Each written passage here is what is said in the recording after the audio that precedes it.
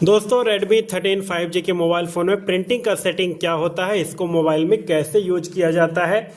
मतलब कि दोस्त या फिर आप दोस्तों किसी भी दोस्तों प्रिंटिंग डिवाइस को आप अपने फ़ोन से कनेक्ट करके प्रिंट कैसे निकाल सकते हैं, चलिए मैं आपको बताता हूं।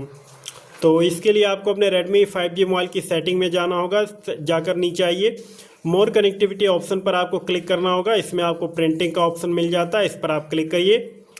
ऐड सर्विस पर क्लिक करेंगे तो यहाँ पर आपका दोस्तों फ़ोन का जो है प्ले स्टोर ओपन हो जाएगा। इस तो यहाँ पर आपको दोस्तों कुछ जो है प्रिंटर डिवाइस का ऐप मिल जाएगा। यहाँ पर आपको ध्यान देना है कि आपको दोस्तों वही ऐप डाउनलोड करना है जिस कंपनी का आपका दोस्तों प्रिंटर डिवाइस है। अगर कैनन का है तो आपको दोस्तों कैनन को जो है डाउनलोड करके दोस्तों देना है इंस्टॉल कर देने के बाद आप दोस्तों उसको जो है फ़ोन से कनेक्ट कर सकते हैं।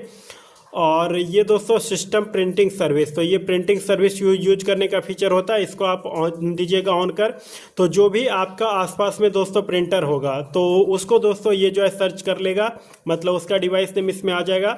फिर दोस्तों कनेक्ट कर लीजिएगा।